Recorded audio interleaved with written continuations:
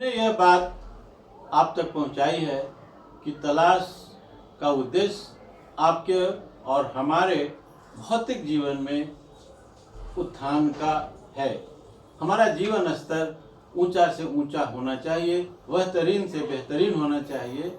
इसका मतलब है हमारे सड़कें अच्छी होनी चाहिए, हमारे शिक्षण संस्थान अच्छे होने चाहिए, हमारे अस्पताल अच्छे होने चाहिए, हमें भोजन अच्छा मिलना चाहिए, खेल कूद का वातावरण बढ़िया रहना चाहिए और सारा वह कुछ जो भौतिक है, जो इस भौतिक जीवन में हम लोग इस संसार में प्राप्त करते हैं, वह उच्चतम से उच्चतम स्तर का हो। ऐसा किस लिए?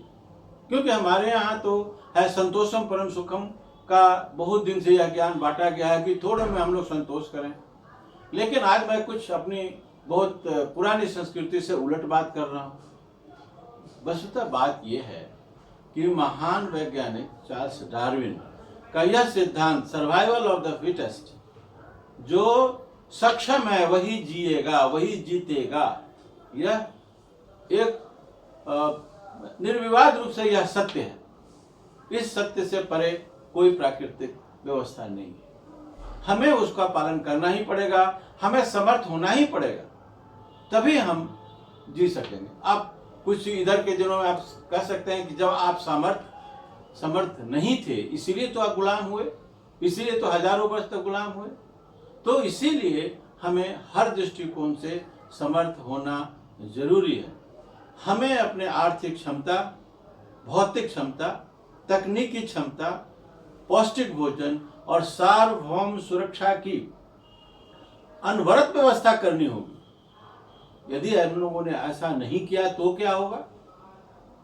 तो मेरा नहीं, मैंने तो बहुत पहले से कर रखा। यही तलाश के उपज का कारण है, यही हमारी आंतरिक पीड़ा है कि यदि ऐसा नहीं होगा तो क्या होगा? हमारे बच्चे के बच्चे के बच्चे दूसरी श्रेणी के व्यक्ति हो जाएंगे और तब जो पहली श्रेणी के व्यक्ति रहेंगे वो हमारे साथ उसी तरह का व्यवहार करेंगे जैसा आज हम दूसरे तरह के प्राणी, दूसरे स्तर के प्राणियों के साथ व्यवहार करते हैं। यह चीज 2008 में सभी अखबारों के प्रथम पृष्ठ पर प्रथम न्यूज समाचार के रूप में आया था, जिसमें एक अर्थशास्त्री, इंग्लैंड के अर्थशास्त्री ने यह चीज संपादित किया था और उसने एक तरह से भविष्यवाणी की है कि यदि 1000 साल, अगले 1000 साल में यह जो मानव प्रजाति है यह दो भागों में प्राकृतिक रूप से बढ़ जाएगी। एक उन्नत श्रेणी आ जाएगी और एक निम्नतर श्रेणी रह जाएगी।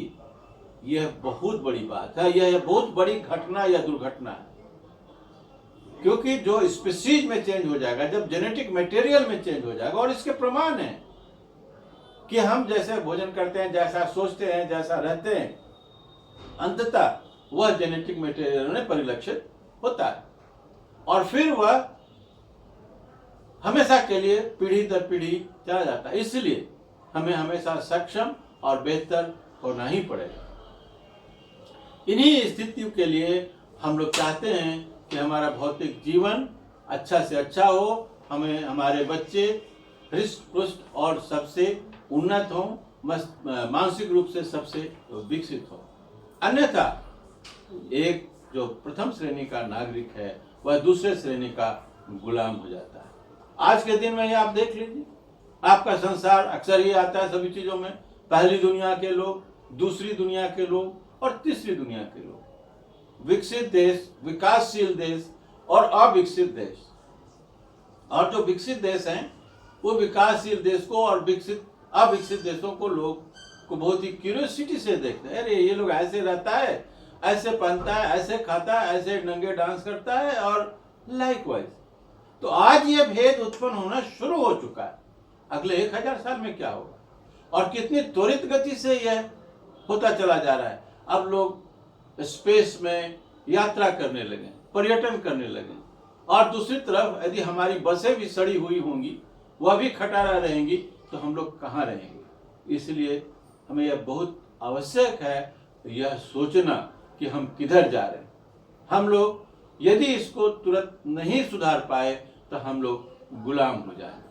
आज इतना ही, धन्यवाद।